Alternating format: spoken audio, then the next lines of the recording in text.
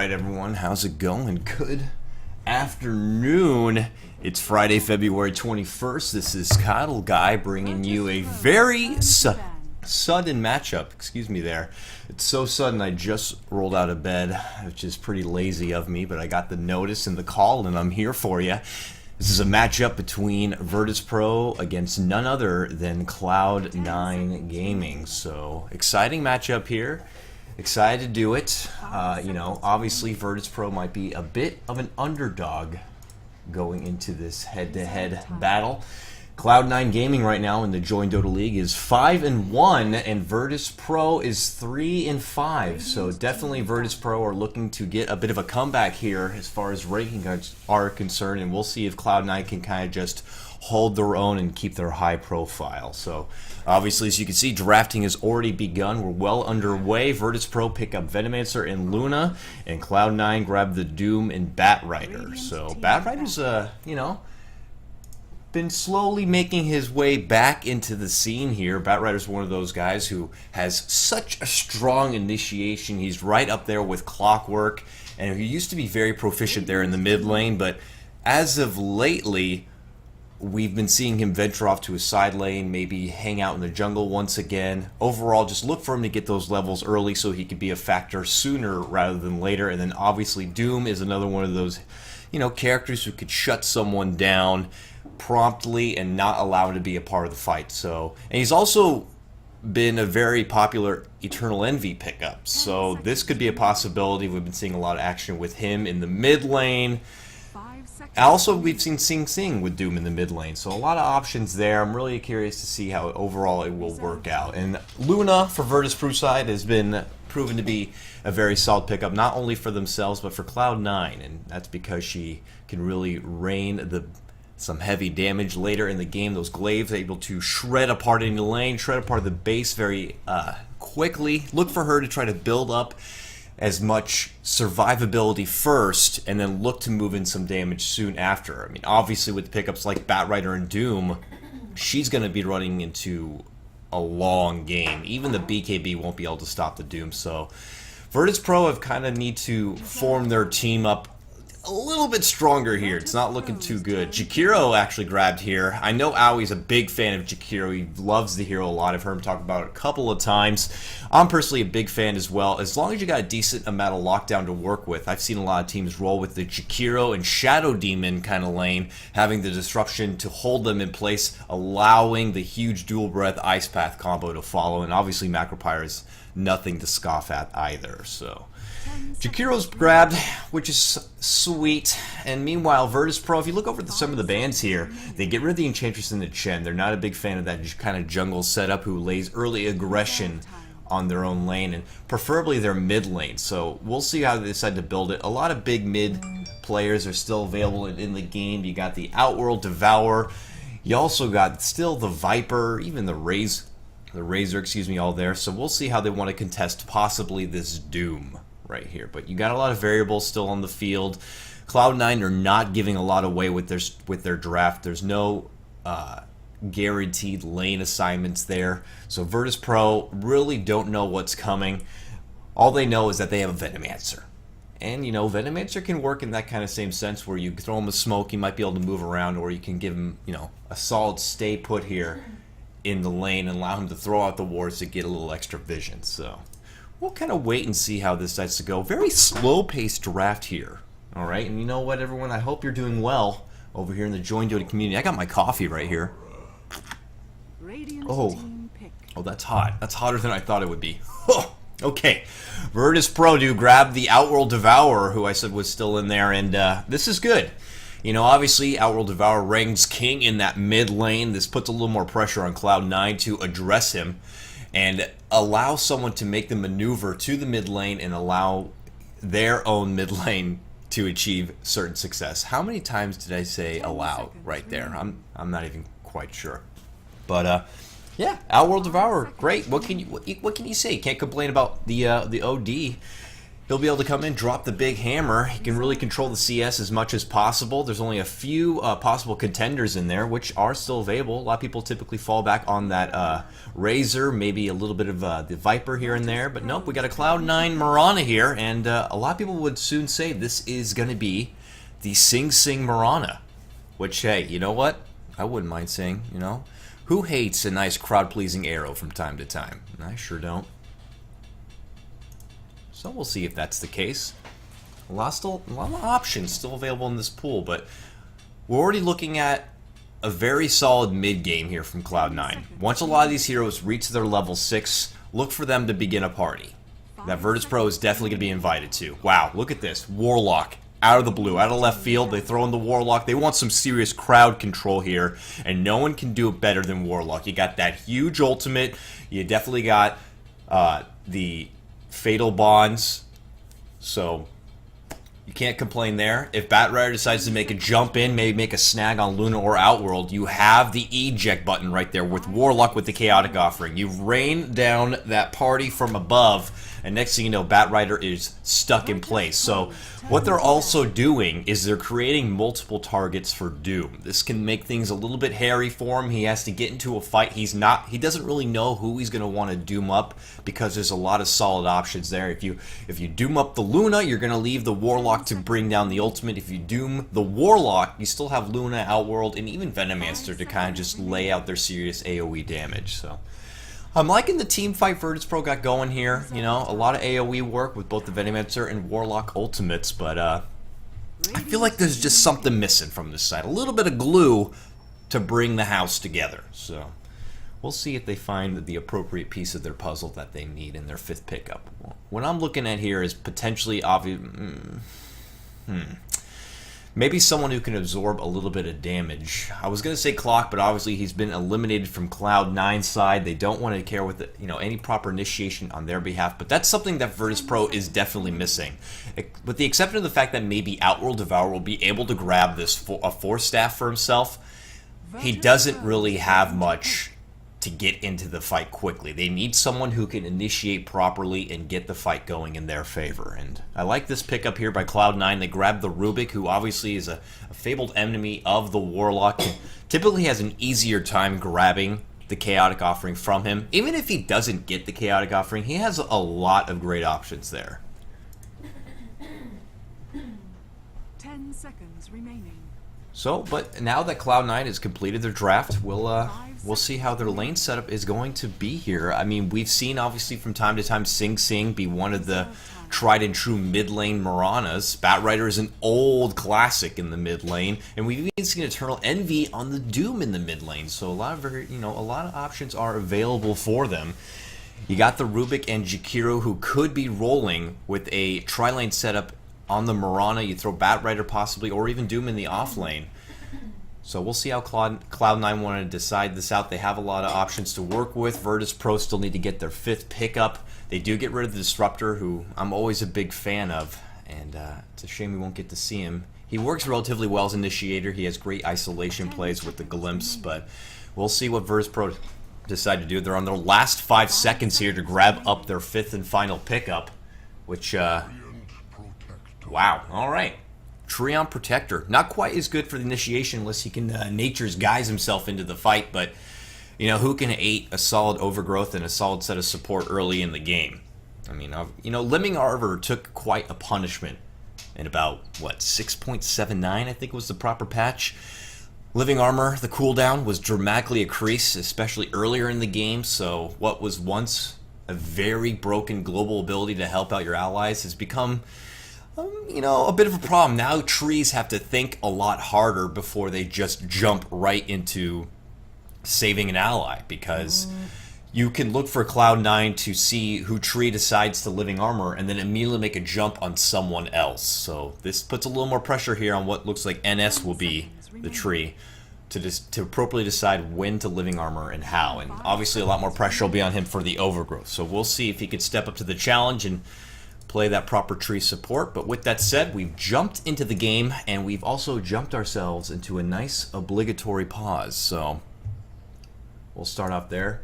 Hope everyone's doing well. This is KOTLGuy. I'm jumping into this one solo, coffee in hand. Nice early morning. So, what a way to start the day than some sweet, delicious Cloud9 Dota and Virtus Pro. Obviously, according to Dota 2 Lounge, the favorites are, Cloud9, but I guess no one can really be surprised by that. So while we are paused here, I'll go ahead and roll through some of these introductions. Why don't we go ahead and start with Virtus Pro over here on your dire side. Looks like we're going to have joinDOTA playing your Venomancer. Right next to him, we do have NS playing your Treant Protector. We have Illidan playing your Luna, G playing your Outworld Devourer, and Z playing your Warlock. And meanwhile, on your Radiant side, good old classic Cloud9 Gaming here. We got Eternal Envy indeed will be on the Doom. We have Aoi on your Jakiro. Sing Sing will be on his classic Mirana. Bone7 on your Batrider, another classic pickup for him. And KOTLGuy, your true support on the Rubik. And look, just perfect timing right there as the pause is let up and everyone is released. And it already looks like Cloud9 are thinking about going pretty aggressive. They got the conga line happening here all the way out to the jungle. And you know what? I'm glad to see Bone7 on this Batrider again. It was a classic back in the day, something I used to watch proficiently because I was a Batrider player myself, and he did the Batrider so well. He played Darkseer so great, and these are a couple of the heroes we don't get to see as much anymore. They were kind of hindered a bit in recent patches, so I'm happy they're back. I definitely would have to favor Cloud9's setup here. They got a lot of great initiation tools, a lot of great shutdown and lockdown abilities here, and that's going to be something that Virtus Pro are going to have to be very careful about. They got a lot of AoE on their team. They got the Overgrowth, they got the Chaotic Offering, as well as the Venomancer Ultimate, so a lot of big AoE potential there. We'll see if they can make it work. They smoke up early, and they're looking to head to the jungle. Alright, they're pulling out the Bloodhounds. They make a run in. There's only 3 of them, though, and we got a 3-man Gangbuster squad on Cloud9 as well. Rubik's pushing ahead. And maybe a bit of an aggressive ward early. Oh, they get scouted out, and the Gale will reach. Aoi's in a bit of trouble here. They're going to auto-attack with the Leech Seed picked up right away. There's the lift to help out. KOTLGuy's trying to help his colleague, but this is not looking good. Aoi's on the run, but they will not be able to commit. They divert off their plan. Sing Sing and KOTLGuy trying to get them to split up, and this is not good. NS didn't get what they wanted done. They're going to have to retreat and eat a couple arrows in the butt on the way out, so unfortunate timing there. Aoi will escape. It's a bit of a mini victory as he has to make a run all the way to base. He's not going to use any of his tangos, which is the smart choice. He'll just run back instead. He has the money for a TP if he wants to make the quick retreat, back to the bottom lane, but he will be missing potentially this first CS otherwise, so not too bad. Meanwhile, mid lane, as Nia apparently has gloriously explained to all of us, what the hell's happening? This is indeed a KOTLGuy mid lane Rubik going against the mid lane Warlock. I don't know if this is a temporary setup or just something, one for the books, but KOTLGuy taking the reins of the mid lane.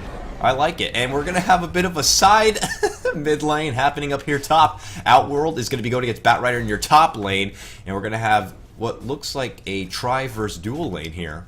Virtus Pro are going to allow Luna to get all that extra farm up, going against Sing Sing rather, who's very content on being alone in this lane, has the elusiveness of the leap. Not yet. Only arrows so far. It looks like joinDOTA is making a hunt through the jungle, scouting things out. Eternal Envy definitely has his sights set on building up that side jungle farm, getting the Midas online sooner rather than later. They're making a move up to the north potentially, and here we go. He scouts him out, but KOTLGuy's right there, but this is also a lot of time he's escaping from the mid lane, and there we are. Doom just needs to get up a level 2, and now he can make his presence known in the mid lane. I've definitely seen this on his own personal stream happen from time to time, so now Eternal Envy will take control of the mid lane going against the Warlock. He feels pretty content with that. He will have to be careful from all of the fatal bonds I'm sure Warlock will be throwing out. But Warlock is definitely leading the front. He's 10-5 on CS. We'll see if Eternal Envy can bring it back. He's 8-0, so only a hair behind. And you're going to see a lot of defensive plays for Luna and the tree himself. This is going to be a pretty calm and quiet bottom lane, I would assume. And overall, what could be a very calm and quiet early game from both teams. If you look at the matchup up here top, the OD is 7-1. When he's matched up to Batrider's 9-2, it's looking pretty good for Bone7 right now. Overall, very defensive lineup. as said here. Venomancer has the Gale to start things off, but it's going to be pretty tricky when you got Sing Sing on the leap, who will be able to shut them down. KOTLGuy's been very aggressive here, roaming around. He doesn't have a smoke on hand, but potentially he might be looking to either just stack the side jungle here for Envy, or potentially look for a roam. Same goes for Owie, doing what he does best. He's trying to make some pull-throughs happen. He instantly de-warded, so he had the ability to do so here. Sing Sing on the step back. Venomancer trying to create a little bit of space for him. And there's the armor and the quick pull back. So as far as Lunacius is concerned, you know, it's relatively okay. Working at 8-3 here, potentially 9-3. Sing Sing on the putback.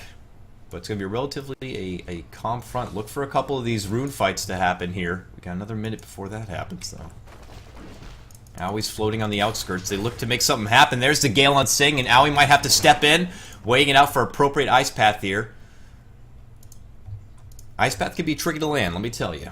When I'm using it, it's absolutely atrocious. My Ice Paths are absolutely terrible. But Owie, thinking about making a move out here, but they have to play a little defensively. They don't quite have the numbers, and plus you're contesting against the living armor. It's not going to be an easy takedown. You have KOTLGuy hanging in the wings right here. They're thinking about possibly making a move on Warlock, but this might not happen until Envy reaches level 6 and gets that Doom online. This is going to make things a lot easier. Meanwhile, Warlock going phase boots early. No, Bottle for himself wants to be dishing out some extra damage. Now they're doing a bit of a shuffle. KOTLGuy takes over. No loss of XP for anyone here. KOTLGuy will scout out the top haste rune and go right for it. Nope, hands it over to Bone 7 instead, who has the bottle. Happy to grab it right here. He's a level 4. He needs a little bit more time, but it looks like they might think about making a move on the mid lane here.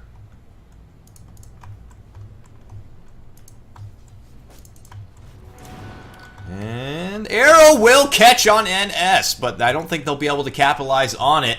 But Sing Sing, what looks like is 1 for 1 on the arrows already. So, meanwhile, caught it on the back end right there. Bone 7 indeed make a jump in with the haste. Using the help of the Firefly, they're able to shut down the Warlock. Took a bit of punishment himself, but well worth it as they take down Warlock in the mid lane. KOTLGuy beginning to go on this mid lane tower. So now Bone 7 with a happy content level 5 will begin to take the enemy jungle here and try to build quicker into that Blink Dagger.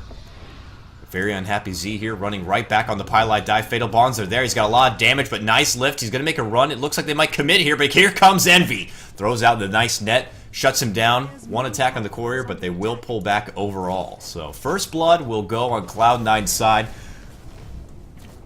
And as I said, it's a bit slow-paced here. It took 5 minutes before the first blood was to happen. It's a very methodical, strategic game. Bone 7 continue to stack up the enemy jungle here. If no one's going to do it, I will.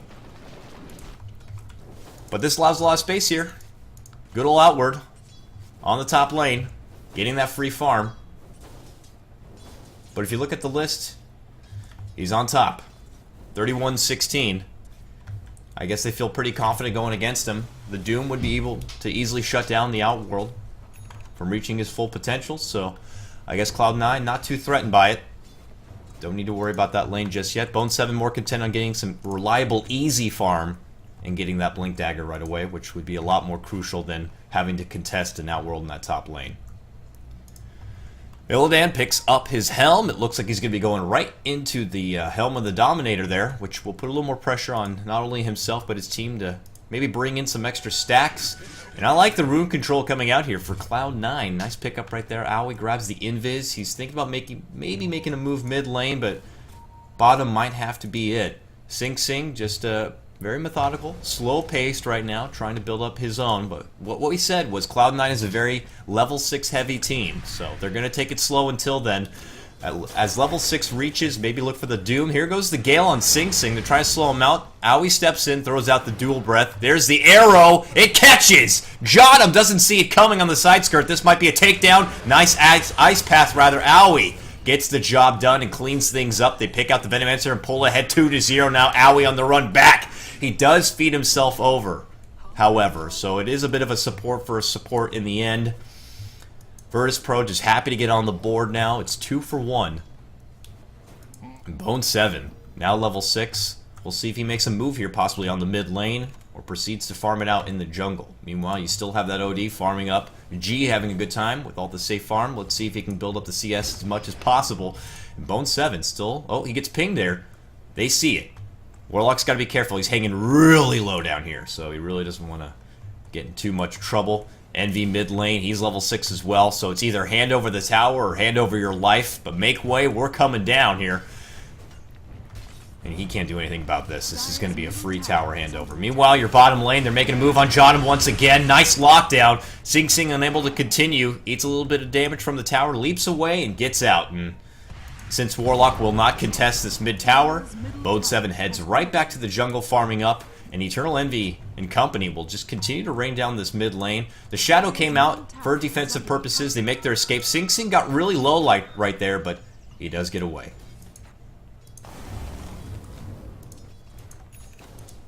Man, this has been pretty much a PvE matchup here in the top lane. 54-31, he's definitely pulling ahead. He's even seriously denying still. Just to be safe, he gets, you know, the lane stays in his favor. But he's going to go for that 4-staff first, which is what we said he needs, because they don't really have any initiation on their side. They're definitely lacking it until maybe Tree can manage to pick up a Blink Dagger, I guess. But he's content in farming it out. Now they're looking for the tier 2 in the mid lane. Liquid Fire just adding a lot more damage to that. There we go. Bone 7 makes his move in, pulls back the Warlock. Chaotic Offering in a desperation, but it will not matter. He's taken apart right away. They push ahead 3-1, and here comes Johnham. He wants to get a support out of it, but nice eye path by Owie. Returns it back. Bone 7 moves in. They take down 2 just like that. 4-1 your new score. Finally, it looks like Outworld rotates to the mid lane, but it's too little too late, as he just sees the aftermath and the bloodbath of his team here. Rotation in, Astral Prism to hold.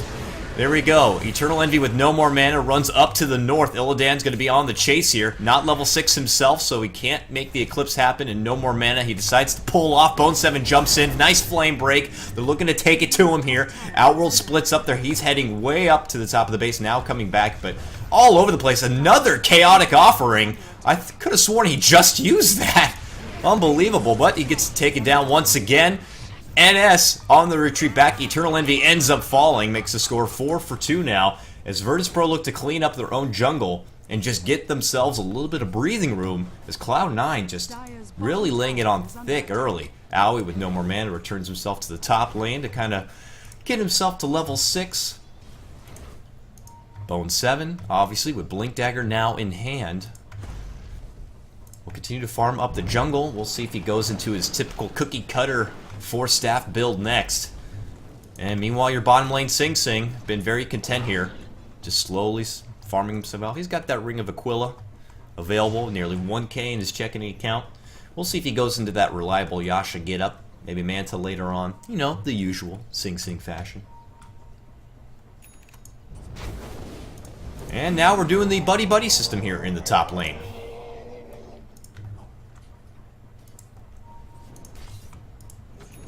And look at this, Eternal Envy.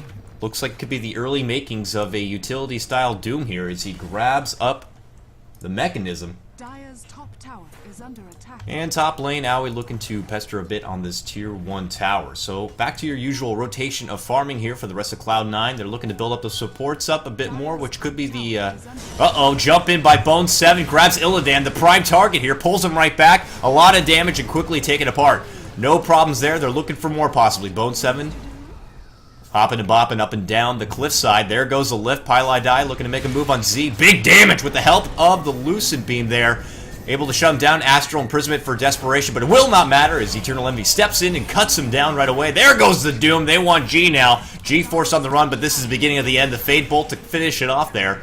Rotations to come out from the rest of Virtus.pro as Illidan returns to the lane. He does have Eclipse here. Does he let it off? He does. Envy, though, takes it up a little bit, but it will not matter as Triot comes in with his big leafy hand and punches him down. So, 8-3 your score. Definitely Cloud9 happy with the exchange. They take down the Luna in the first place, force her to get right back into the fight, followed up with a Warlock shortly after, and all the meanwhile, cute little Owie here in the top lane manages to take down the tower. So, Cloud9 happy to create the space for him.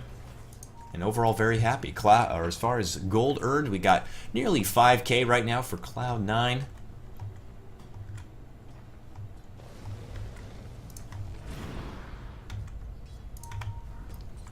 There goes the arrow. Will not quite land.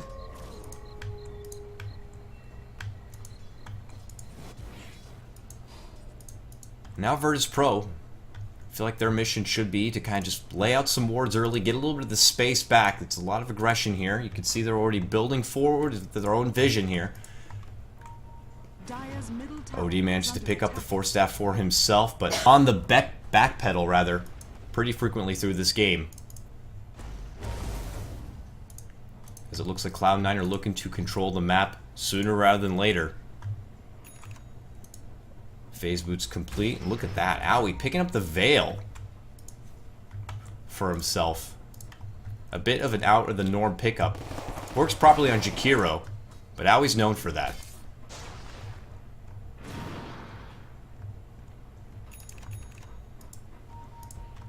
So apparently I'm getting word that it was Rubik who dropped the first rock.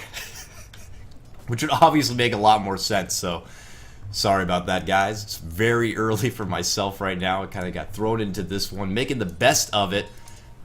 But who cares, right? Overall, some generally good Dota here. Wow, Warlock going early point booster. He's going to go for the Agnum Scepter right away, which is great. Overall, in theory, it's nice to have the double chaotic offering, but no survivability for himself. Here we go. We have the smoke out for the rest of the team. They're going to hunt through the jungle, but no one's going to be there. Cloud9 is doing their own business here in the mid lane. Bone7 looking to hunt through the Ancients. They're not going to find anyone here, but they could potentially run into the rest of Virtus Pro. Ooh, got to be careful. Overgrowth is available if he makes the grab, but he's not close enough to get it. Nice arrow to follow here by Sing Sing. The two-man hit squad get it done. They take out the Outworld. And now they retreat back. Wow, successful for them. They managed to catch off the only one hero there. And the rest of the company were not quite close enough. Meanwhile, free tier 2 in the mid lane. Envy happy to pick up the kill there. Now 1,400 gold. We'll see if he decides to go that, you know, maybe that Shadow Blade pick up there. The more surprise initiation factor. And a lot of float on the other hand. In this bottom lane, Bone7 might be in a bit of trouble. There's the lead seed. Now he's desperate. He pulls out the Firefly. Rotations to come in. Sing Sing from the north, but he eats all of the Eclipse right there. Illidan takes him apart right away. Now NS looking to retreat in. They can't catch Bone7 in the woods. There goes the Moonlight Shadow just before Sing Sing was taken down. And now Pylite Eye steps in with his own Eclipse and rips him right apart. Now Venomancer Desperation. TP, can he get away? He will not. Eternal Envy steps in and gets him down. That's 3-for-1 trade. Advantage for Cloud9. NS on the run. Fade Bolt. But the slow of the sticky napalm won't quite catch him. Meanwhile, from the behind, it does look like OD steps in, drops the hammer, but will not quite catch him. Now he's in trouble himself. There goes the lift. He'll fall. That's a 5-man takedown overall for Virtus Pro. Cloud9 showing their dominance early, showing why they're at the forefront rather, of this league.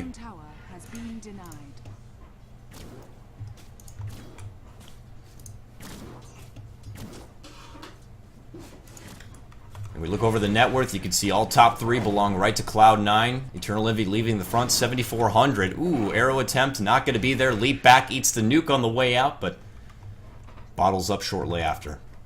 Looking at the goal graph, still heavily in Cloud9's favor. Getting ready to reach over the 8K gold mark. Virtus Pro, if they want to get this one going, they need to kind of synergize up a lot more and get their Wombo combo online. Try to see if they can sneak in maybe the Triop Protector in early, get a nice Overgrowth, follow it up with the Chaotic Offering. And then after everything's cleaned up, let Luna pull down the R trigger herself. Get that Eclipse. But Bone7, been doing what he does best. Catches out everyone. Gets some prime lockdown. Eternal Envy very confident running right through this mid lane. Nope, not going to be able to catch him. Man, Virtus Pro are scared right here in this mid lane. They begin to cluster up, but this also could be the beginning of the end for them. This is as good as they're going to get. All ults are online, but Bone7 jumps in, won't quite catch. Nice timed out Astral Prism, but the Force Staff is well ahead. He will pop up over here, and as you can see, arrow flies out.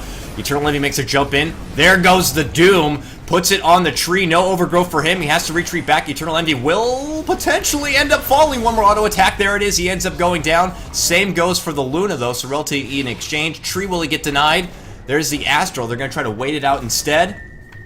We'll see if they get it. Yes, he manages to live it out. Nice Astral there, but they're looking to push up the staircase right now. 1-for-1 trade. They take down the prime target, Luna.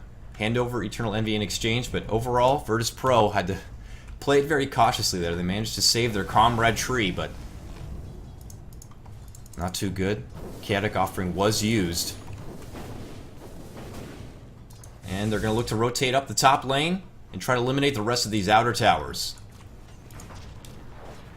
KOTLGuy picks up a Blink Dagger himself. He's been pretty on par with grabbing all the ultimates there. As the Rubik, been quite the game changer himself. The rest of Virtus Pro making the long rotation to the bottom. They have eyes on Owie here. But Owie, with his tremendous game sense, if he doesn't see anyone on the map, he's not going to hang around very long. Or he's looking to pull back. He's got Envy nearby in the woods. Illidan making a run in. He's got the Eclipse. They're looking to catch out someone here. But they got a little bit of distance. Got to stay close, fellas.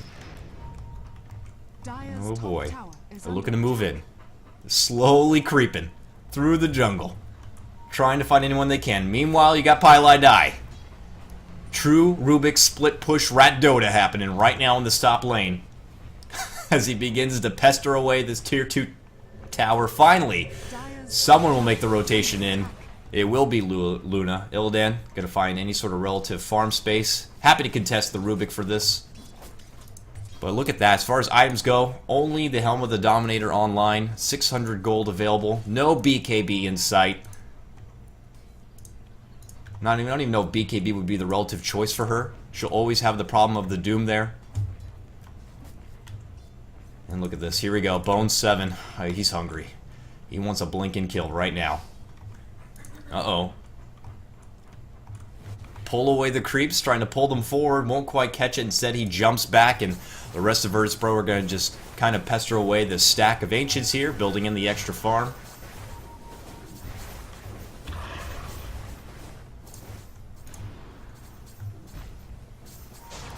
They're going to do a full team Ancients takedown here. Why not? A little bit of community farm for everyone doesn't hurt, I guess.